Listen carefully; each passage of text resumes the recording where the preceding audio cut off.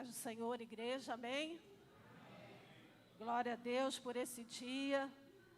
Eu quero aqui saudar todas as mães que estão presentes, aquelas que estão também nos assistindo pela internet. Sabemos que a maternidade é um presente de Deus nas nossas vidas. Então, que o Senhor possa estar abençoando cada mãe, né, e também cada filho e cada família aqui representada. E eu quero falar hoje, nesta manhã, a respeito de uma mãe. E o texto que nós vamos refletir está ali em Marcos 7, a partir do versículo 24. Então, Marcos 7, a partir do versículo 24, nós vamos ler até o versículo 30. E na medida que você for encontrando a palavra do Senhor, eu gostaria que você se colocasse de pé.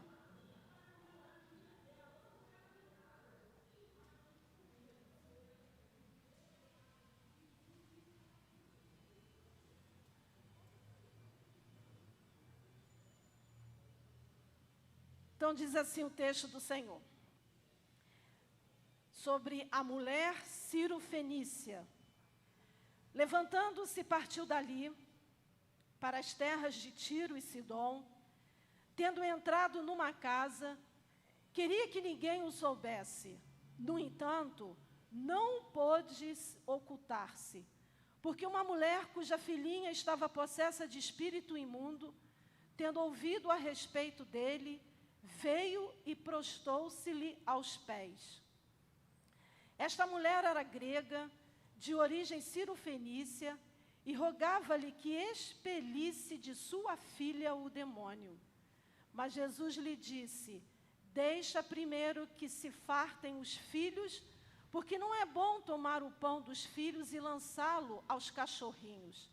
Ela, porém, lhe respondeu: sim, Senhor, mas os cachorrinhos debaixo da mesa comem das migalhas das crianças. Então lhe disse: por causa desta palavra, podes ir, o demônio já saiu de tua filha. Voltando ela para casa, achou a menina sobre a cama, pois o demônio a deixara. Senhor Deus e Pai, nesta manhã, nós queremos te agradecer por o privilégio de estarmos na tua casa. Queremos te agradecer, Senhor, mais uma vez por cada mãe que se faz aqui presente, Senhor. Muito obrigada pelo dom que o Senhor nos concedeu, Senhor, porque através da nossa vida nós geramos vida. Deus, que neste momento também a tua palavra venha a falar com cada um que aqui está, Senhor. Que a tua palavra, Deus, ela cumpra o propósito para o qual ela foi estabelecida por ti. Falando a mentes e corações, a fim de que produza transformação, salvação e libertação.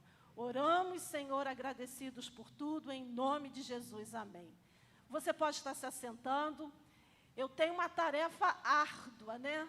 De falar essa palavra aqui num tempo assim, bem curto. Mas eu não posso entrar na palavra sem antes te dar aqui uma rápida explicação e explanação desse texto. Jesus, ele estava ali anteriormente, né, antes desse episódio aqui acontecer, numa cidade chamada Genezaré. E Genezaré era uma cidade que ficava ali na região da Galileia. E Jesus, o que ele faz? Ele sai da região da Galileia, que está ali em Israel, e ele vai para o norte, juntamente com os seus discípulos. E ele vai por uma região chamada de Fenícia.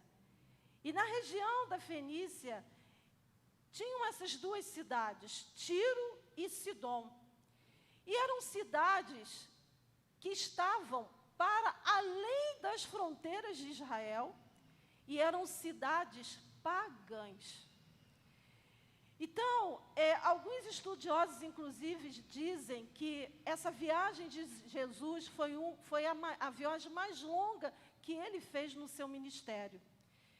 E justamente, né, foi nessa região da Fenícia que o profeta Elias foi acolhido por uma viúva, e ali ele realizou o primeiro milagre de ressurreição da Bíblia, quando ele esteve na casa da viúva da cidade de Sarepta, a cidade que ficava entre Tiro e Sidom, justamente nessa região chamada de Fenícia, para a qual Jesus, juntamente com os seus discípulos, foi. Então, é ali que Jesus tem um encontro com essa mulher, que aqui é descrita como Ciro Fenícia, mas lá em Mateus 15, ela é descrita como a mulher cananeia. Para algumas pessoas, essa mulher, ela foi dissimulada. Por quê? Porque, não sendo ela israelita, ela reivindicou um milagre a Jesus em prol da sua filha. Que, como diz o texto, a sua filha estava possessa de um espírito imundo. Então, embora ela seja apontada por alguns como uma mulher que foi dissimulada, porque chegou na frente de Jesus ali, querendo, reivindicando, uma cura, a cura para sua filha, embora ela não fosse israelita, mas ela fosse de origem pagã. Eu digo para você nessa manhã uma coisa: essa mulher, ela não era dissimulada. Essa mulher era uma mãe desesperada. Nesse desespero, ela demonstrou ser uma mãe disposta a encontrar a cura do mal que estava sobre a sua filha. Por isso, queridos, ela demonstrou ter princípios de uma mãe corajosa. E princípios esses que muito nos ensinam, e são princípios que eu gostaria nessa manhã de estar refletindo com vocês. O primeiro princípio que a gente consegue extrair dessa mulher é que ela era uma mãe, ou foi uma mãe, que conseguiu romper com as barreiras culturais em prol da cura da sua filha. Porque quando Jesus ele chega naquele local, ele não quer ser incomodado. Jesus não quer ser encontrado.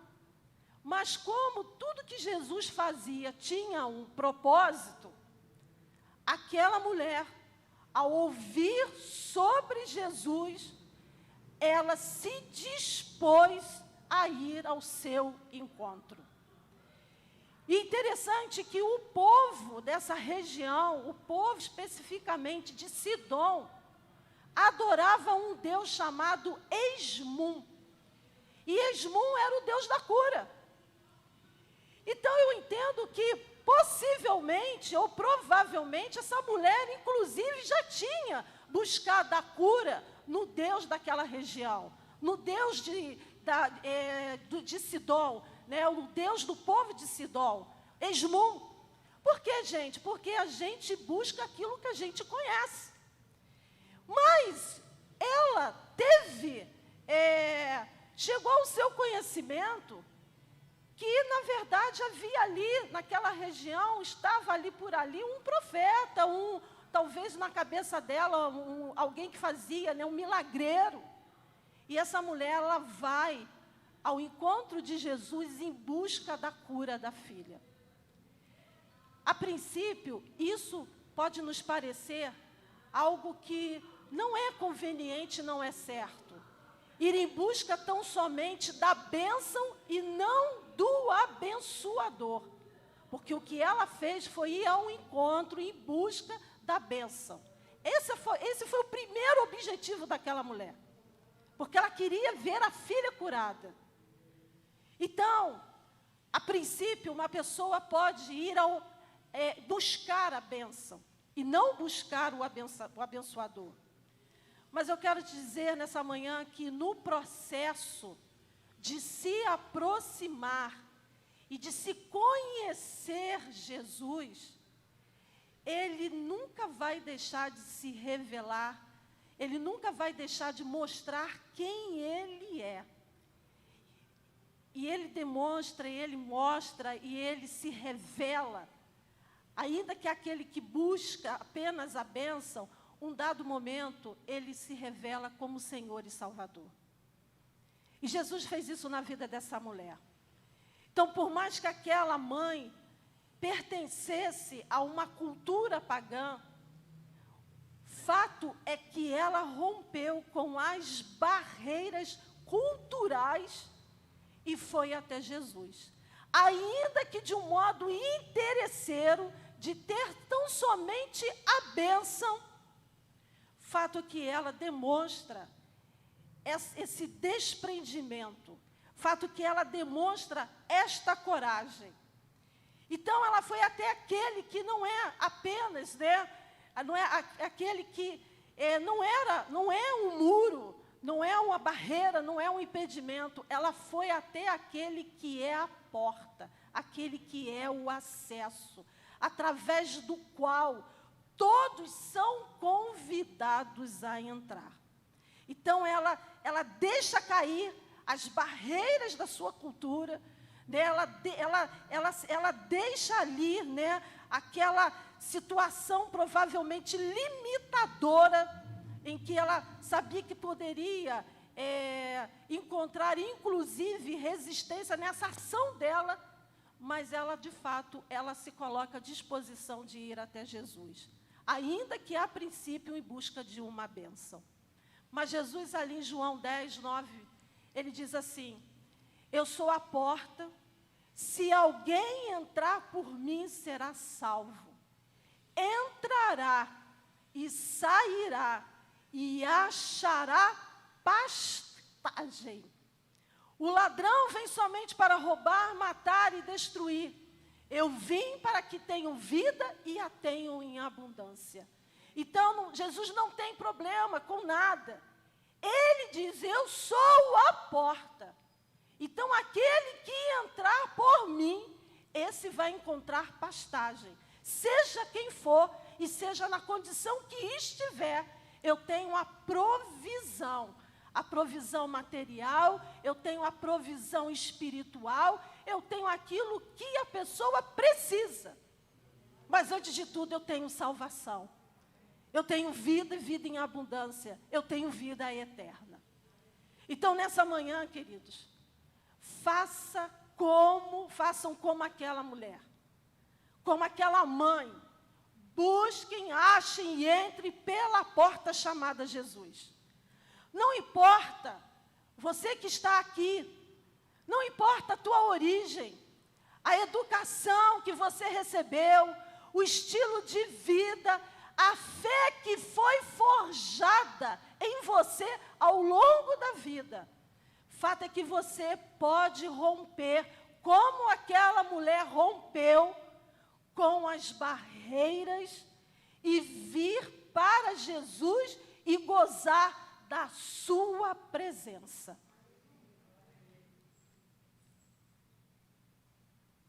Uma coisa eu quero acrescentar nesse ponto. Ela foi em busca da bênção para sua filha. Mas antes de Jesus entregar a cura daquela filha, Jesus primeiro vai trabalhar na vida da mulher. Então, vir para Jesus e se colocar aos seus pés é um ato de você dizer: Jesus, eu estou aberta para que o Senhor trabalhe na minha vida.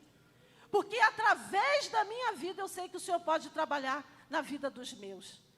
Não deixe, queridos, que a tua casa se desmorone, para que você tenha esse tipo de atitude, de desprendimento de vir para Jesus.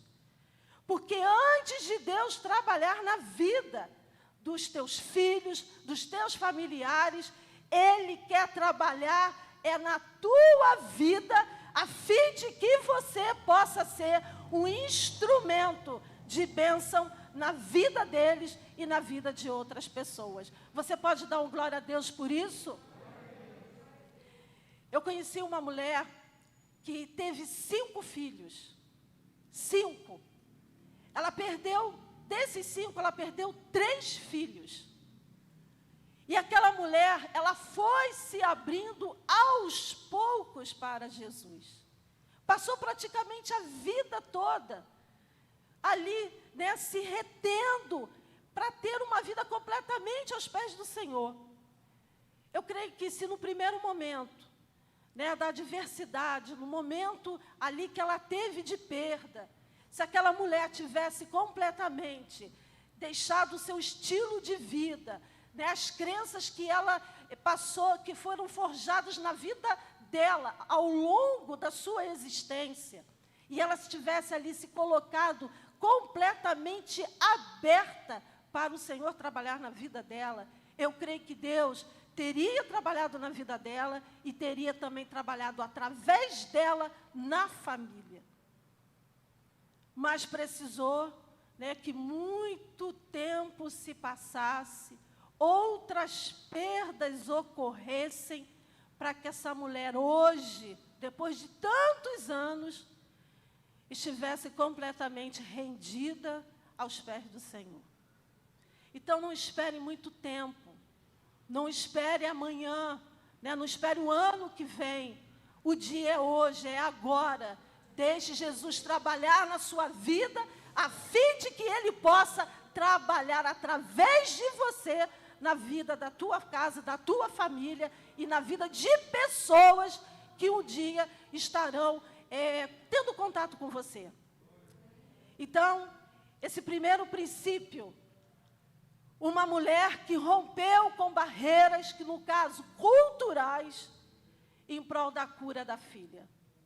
O segundo princípio que a gente consegue detectar através dessa passagem bíblica, uma mulher comprometida. Porque a palavra fala que corajosamente ela rogou que Jesus libertasse a sua filha. Ela era grega, ou seja, estrangeira. Ela era de origem sírio-fenícia, ou seja, de uma cultura, como eu já disse, pagã. Mas aquela estrangeira pagã estava aos pés de Jesus, clamando e rogando que ele expelisse o demônio que estava ali açoitando a sua filha. Essa mulher não teve medo, não teve vergonha, não se preocupou com o que os outros iriam pensar ao seu respeito. Fato é que a sua atitude revela uma mãe completamente comprometida com a vida e com a saúde daquela filha.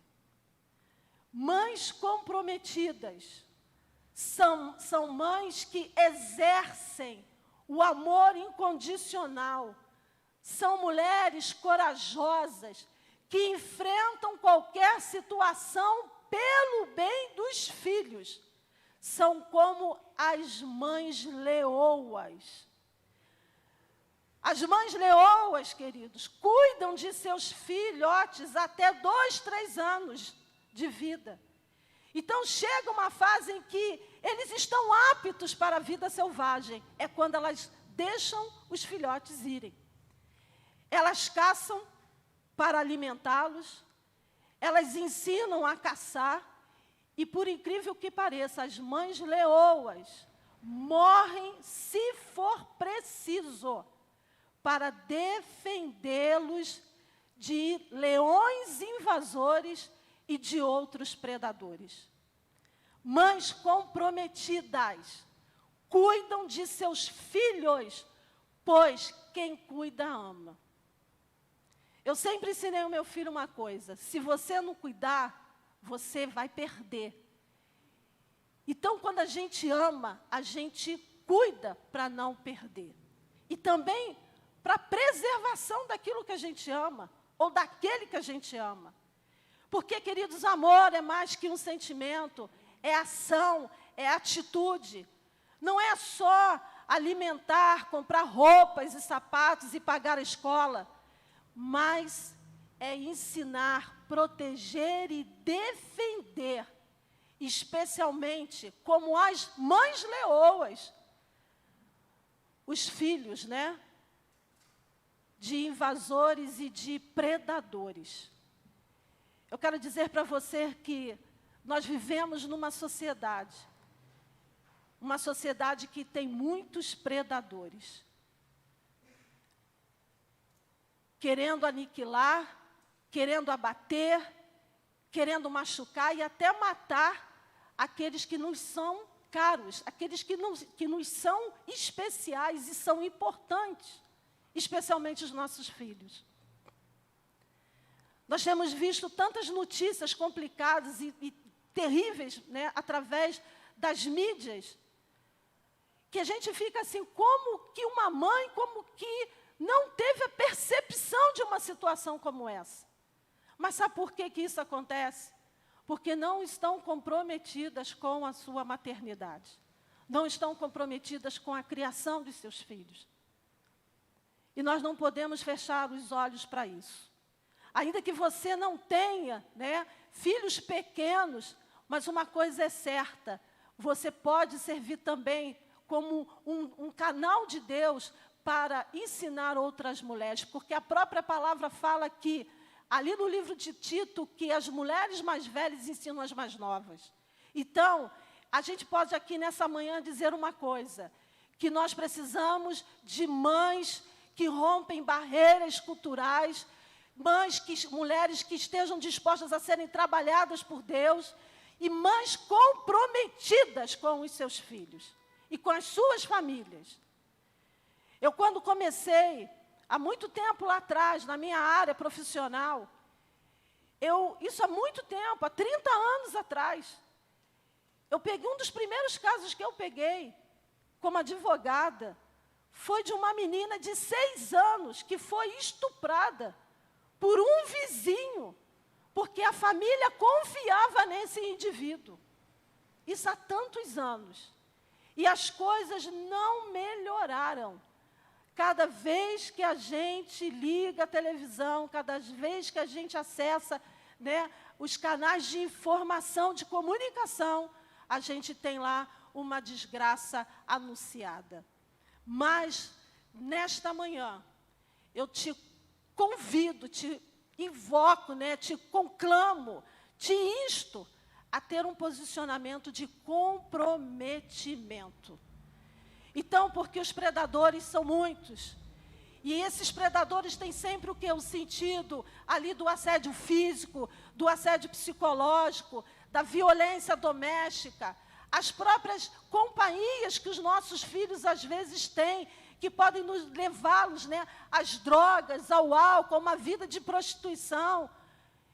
O próprio uso inadequado da internet. E também o que é ensinado. E que muitas vezes o que é ensinado não está alinhado com a palavra de Deus. Especificamente na área o quê, gente? Na área da sexualidade e até mesmo na área da fé. Então os predadores estão aí fora. E nós, como mães, como mulheres, que compreendemos e entendemos a palavra de Deus, nós precisamos tomar posição, não somente dentro da nossa casa, mas em toda a área de influência que nós tivermos. Então, aquilo que a gente não conseguir fazer, ou não dar conta, porque a situação está muito séria, ou porque o leite já foi até derramado, a coisa ruim já aconteceu, vamos fazer como aquela mulher, né? Vamos ali rogar para que Jesus venha nos ajudar. Mas não deixe de ser alguém comprometida com os teus filhos e com a tua família. Não delegue a ninguém aquilo que deve ser um compromisso teu. Amém? Isso pode parecer uma instrução do mesmo, mas não é. Tanto que não é, que nós temos visto, como eu já falei, situações gravíssimas na nossa sociedade. Mulheres que não estão comprometidas com os seus filhos. O terceiro princípio aqui, que nós podemos extrair dessa mulher, uma mãe perseverante na intercessão. E eu gostaria que você abrisse o texto de Mateus 15, a partir do versículo 21.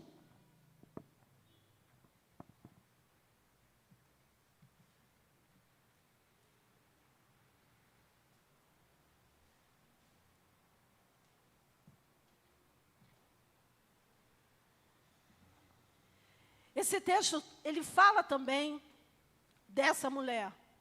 Só que ele tem algo a mais. Ele nos dá conta de que quando essa mulher, ela chega ali aos pés de Jesus, ela diz que, o texto diz que a sua filha estava horrivelmente endemoniada. E por conta disso, aquela mulher clamava por compaixão. Mas o que acontece aqui, que o texto de Mateus relata, que o Marcos não relata, é que aquela mulher, ao clamar, ela não é respondida. Jesus não responde àquela mulher. E além daquela mulher, Jesus não responder àquela mulher, o texto aqui em Mateus 15, a partir do versículo 21, nos diz que os discípulos de Jesus, inclusive, incentivaram que o mestre a despachasse. Mas aquela mulher, mesmo diante do silêncio de Jesus, mesmo os discípulos terem dado ali, né, um incentivo para que Jesus a despachasse, mandasse ela embora, o texto nos dá aqui, nos aponta, que aquela mulher permaneceu firme, adorou Jesus e disse: Senhor, socorre-me. O demônio estava na menina, mas a dor estava na mãe. Aquela mulher, quando ela pede, ali no versículo 22, tem compaixão de mim. E depois ela diz, né, socorre-me. É como ela sentisse tudo que estava na filha, estava nela. E mesmo diante de uma situação em que ela não é respondida, e muito pelo contrário, né, os discípulos mandam até que Jesus a mande para ir embora, aquela mulher permanece naquela posição. E isso nos demonstra que uma mulher que estava ali na intercessão pela sua filha, e diante do silêncio ela permaneceu e perseverou. Nós, mães, somos chamadas a uma intercessão contínua e permanente pelos nossos filhos. A frase que diz, mães de joelhos, filhos de pé, é uma verdade. Nós devemos ser intercessoras de nossos filhos para sempre. Alguns anos atrás, eu e o Clóvis fizemos um curso que é do mesmo ministério, Casados para Sempre. O curso de Filhos para Pais para Sempre. E ali nós descobrimos, e ali nós entendemos, de que, mesmo quando os filhos se vão, eles continuarão sendo os nossos filhos, e nós continuaremos tendo o compromisso de sermos seus intercessores.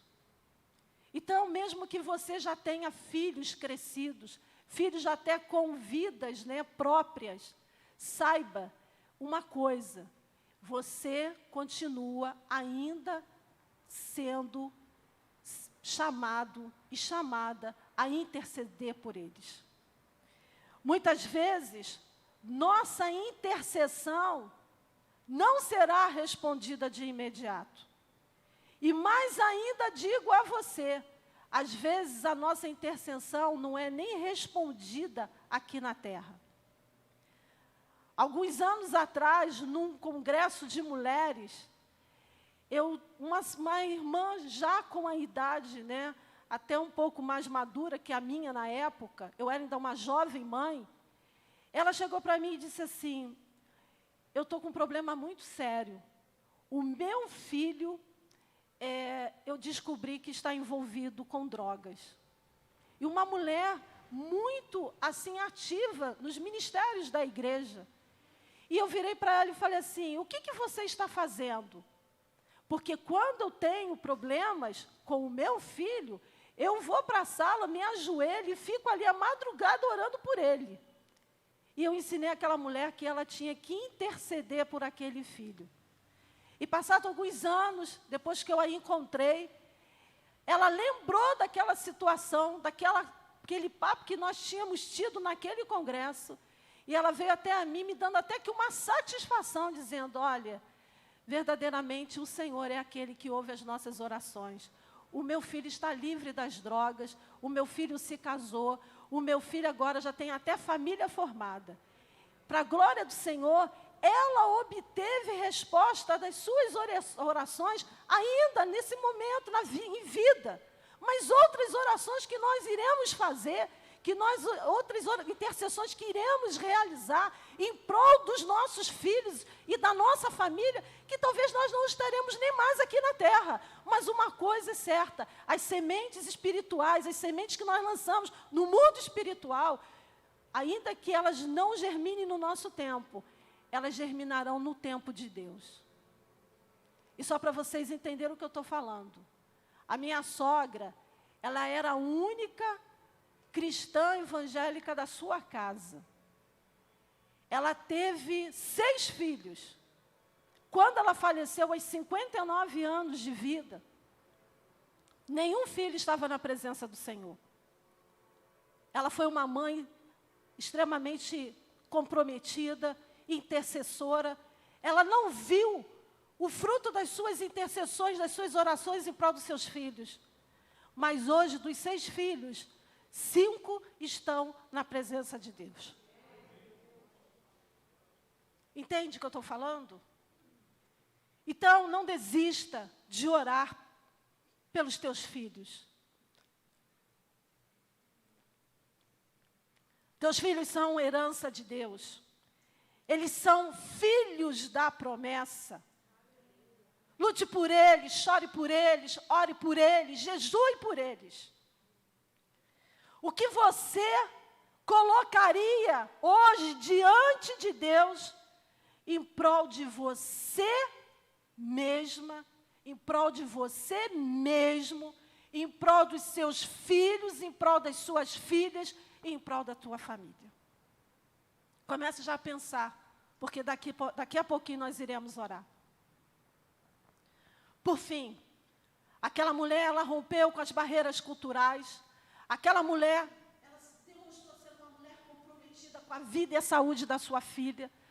Aquela mulher, ela se colocou como uma intercessora ali, perseverante. E aquela mulher demonstrou uma fé ousada.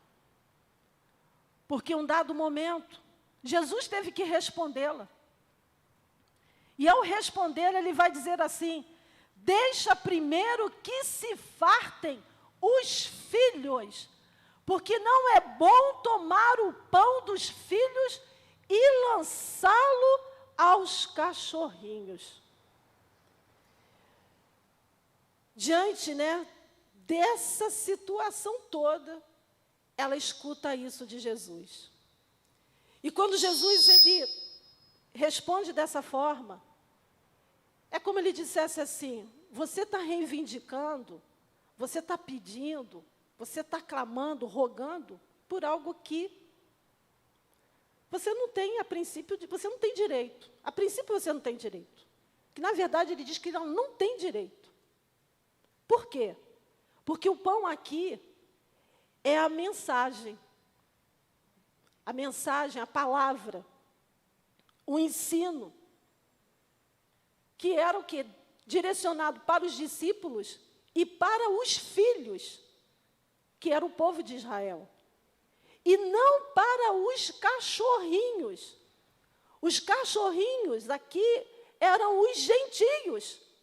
E ela era uma gentia, ela era grega, de origem sírio-fenícia, de uma cultura pagã. Então, como reivindicar uma bênção, uma provisão, que eram coisas pertinentes, única e exclusivamente ao povo de Israel?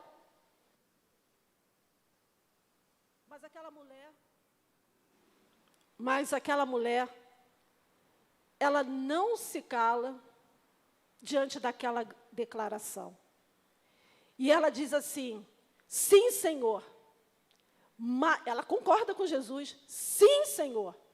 Mas os cachorrinhos debaixo da mesa comem das migalhas das crianças. Ela aceita a condição de um animal de estimação, de um animal doméstico, para ser o quê? Para ser abençoada com as migalhas que as crianças deixam cair no chão. Ela não reivindica um lugar à mesa, ela reivindica um lugar debaixo da mesa. Mas o mistério aqui, o mistério aqui, ela está dizendo o seguinte: não importa, Senhor, se eu tenho que me colocar nessa condição, se eu tiver que me colocar na condição de cachorrinho, eu me coloco, porque eu sei que o que o Senhor tem, né, é coisa boa, que o Senhor tem, a bênção está no Senhor. Aquela mulher, ela reivindica algo que ela não poderia reivindicar, mas ela reconhece que em Jesus a cura, que em Jesus a salvação, que em Jesus tem a libertação, que em Jesus a transformação. Ela reconhece a essência divina de Jesus ao declarar isso, porque ela poderia ter batido em retirada e ter ido embora. Então, por isso, essa palavra ela é emblemática. Ela não é uma palavra corriqueira, uma palavra sem profundidade. Porque Jesus, naquele papo, naquela conversa, ele trabalha na vida daquela mulher. Ela se mostra comprometida. Ela se mostra também perseverante. E quando Jesus lança isso, ela dá uma resposta de fé. Resposta, queridos, que muitas vezes aqueles que acompanhavam o ministério de Jesus não davam. E muitas vezes pessoas dentro da igreja conhecem esse Jesus maravilhoso e não dão respostas como essa mulher deu. Resposta de fé. Mas o mais importante aqui é que, por meio do sacrifício de Jesus, hoje nós não somos mais chamados às migalhas que caem da mesa dos filhos, né, de Israel, mas nós somos chamados à mesa como filhos, como herdeiros e co-herdeiros de Deus. Esse é o mistério. Não estamos mais na condição dos cachorrinhos, mas daqueles e daquelas que sentam à mesa para ceiar com o Senhor. Então, aparentemente, a declaração daquela mulher pareceu só ser uma declaração humilde, modesta, resignada. Mas é uma declaração poderosa, destemida e audaciosa. Traduzindo, eu desejo ser abençoada, ainda que indiretamente, quando o Senhor abençoar Israel. Era isso que ela respondeu para Jesus.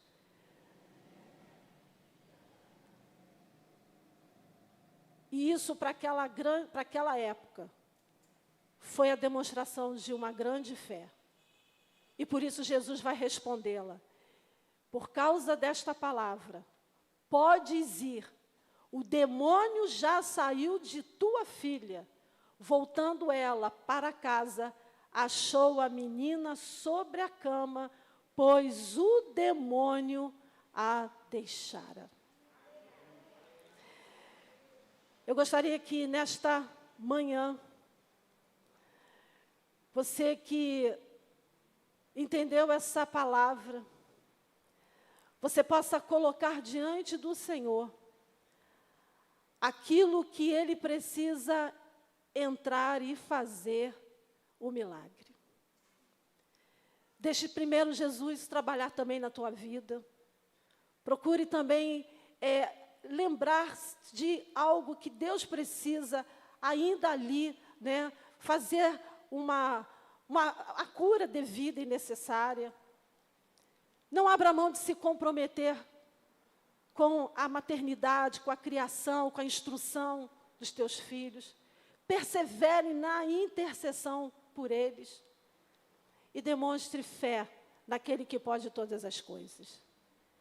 Ponha diante do Senhor hoje: Senhor, entra na minha casa e faça um milagre que eu preciso, que eu necessito. Transforma aquela situação, Senhor, que o Senhor conhece e o Senhor sabe. Enxuga as minhas lágrimas nesta manhã, porque o Senhor tem esse poder para fazer o impossível acontecer. O Senhor tem poder para trazer à existência aquilo que não existe. O Senhor tem poder para tirar da cama aquele que está abatido e trazer de volta à vida. Seja espiritualmente falando, emocionalmente falando ou fisicamente falando, o Senhor tem este poder. Amém? Então se coloque de pé, vamos estar orando nesta